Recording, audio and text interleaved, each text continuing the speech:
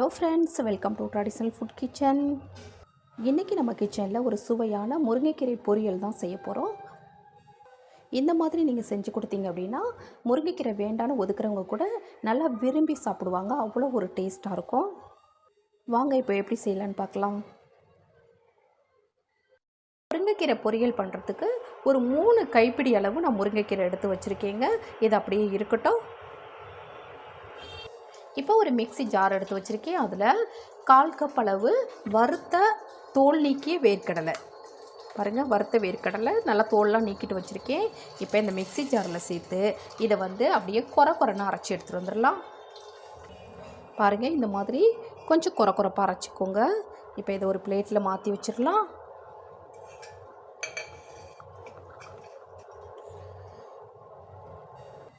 இப்போ அதே மிக்ஸி ஜார்லேயே ஒரு 5 பல் பூண்டு சேர்த்துக்கலாம்,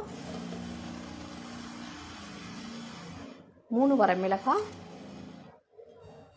ஒரு 1/4 கப் அளவு தேங்காய் துருவல். இப்போ இதை அப்படியே நம்ம கொஞ்சம் கொரப்பாகவே அரைச்சி எடுத்துக்கலாம். பாருங்கள், கொஞ்சம் இந்த மாதிரி கொஞ்சம் கொரப்பாக தான் அரைச்சிருக்கேன். இப்போ நம்ம கீரை பொரியல் ரெடி பண்ணிடலாம். இப்போ ஒரு கடாய் வச்சு 2 டீஸ்பூன் அளவுக்கு தேங்காய் எண்ணெய் சேர்த்துக்கலாம். தேங்காய் எண்ணெயில் செய்யும்போது ரொம்ப மணமாகவும் இருக்கும், நல்ல சுவையாகவும் இருக்கும். அதனால் 2 டீஸ்பூன் அளவுக்கு நான் தேங்காய் எண்ணெய் சேர்த்துக்கிறேன். இப்போ இதில் ஒரு 1/2 டீஸ்பூன் அளவுக்கு ஜீரகத்தை நல்லா கசக்கி சேர்த்துடலாம். நல்லா க்ரஷ் பண்ணி போடும்போது நல்ல மணமாக இருக்கும், அதுக்காக.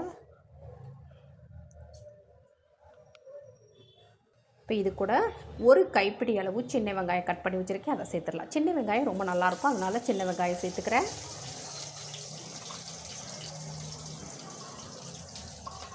இப்போ இது கூடவே ஒரு வரமிளகாய் பிச்சு வச்சுருக்கேன், அதையும் சேர்த்துடலாம். சேர்த்துட்டு நல்லா வதக்கி விட்டுறலாம்.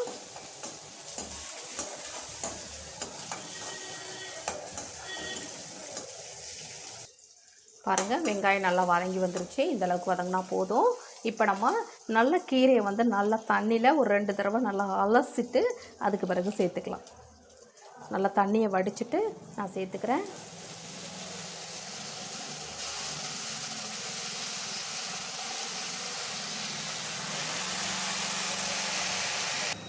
இப்போ கீரையை நல்லா அந்த எண்ணெயிலே நல்லா வதக்கி விட்டுறணும். கீரை நல்லா சுருண்டு வரணும். சீக்கிரமாகவே நல்லா சுருண்டு வந்துடும். பாருங்கள், இந்த ஒரு பிரட்டுறதுக்குள்ளே நல்லா சுருண்டு வந்துருச்சு. பாருங்கள், இந்த மாதிரி நல்லா ஒரு 2 நிமிஷத்துக்கு நல்லா சுருண்டு வரணும்.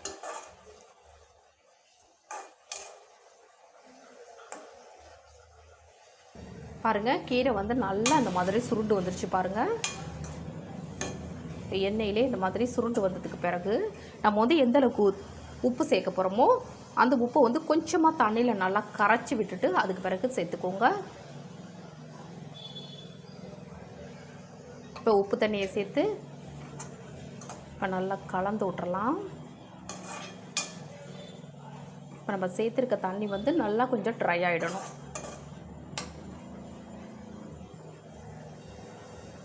பாருங்கள், இந்த அளவுக்கு நல்லா கீரை சுருண்டு வந்ததுக்கு பிறகு பாருங்கள், தண்ணியெல்லாம் எதுவுமே இல்லை.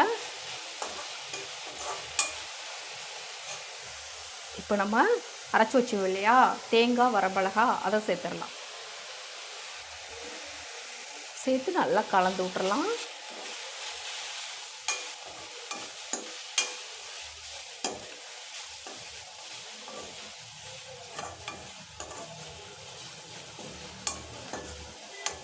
தேங்காய் எண்ணெயை விட அந்த மணம் ரொம்ப நல்லாயிருக்கும். அதனால் நீங்கள் தேங்காய் எண்ணெயில் செஞ்சீங்க அப்படின்னா ரொம்ப சூப்பராக இருக்கும். நல்லா சிம்மில் வச்சு கலந்து விடுங்க.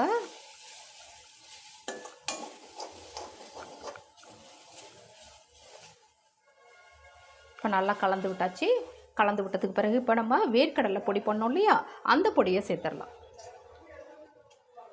நீங்கள் தேவையான அளவு வேர்க்கடலை பொடி சேர்த்துக்கலாம். இவ்வளவுதான் சேர்க்கணுன்ற அளவு இல்லை, உங்களுக்கு விருப்பத்துக்கு தகுந்த மாதிரி நீங்கள் கூடவோ குறைச்சவோ சேர்த்துக்கலாம். ரொம்ப டேஸ்டியாக இருக்கும் அதை சேர்த்து செய்யும்போது.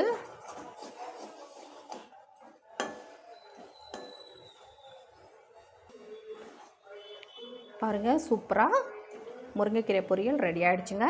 இப்போ வேறு பிளேட்டுக்கு மாற்றிக்கலாம். பாருங்கள், சூப்பரான சுவையில் முருங்கைக்கீரை பொரியல் ரெடி ஆகிடுச்சுங்க. நல்ல சுவையாக இருக்கும். எல்லா சாதத்து கூடவும் சேர்த்து சாப்பிடும்போது ரொம்ப சூப்பராக இருக்கும். இந்த மாதிரி சூப்பரான சுவையில் நீங்களும் ட்ரை பண்ணி பாருங்கள். செஞ்சு பார்த்துட்டு எப்படி இருந்ததுன்னு மறக்காமல் சொல்லுங்கள். நான் செய்த இந்த வீடியோ உங்களுக்கு பிடிச்சிருந்ததுன்னா உங்கள் ஃப்ரெண்ட்ஸ், ரிலேட்டிவ்ஸ் எல்லாருக்கும் ரொம்ப ரொம்ப ஷேர் பண்ணுங்கள். லைக்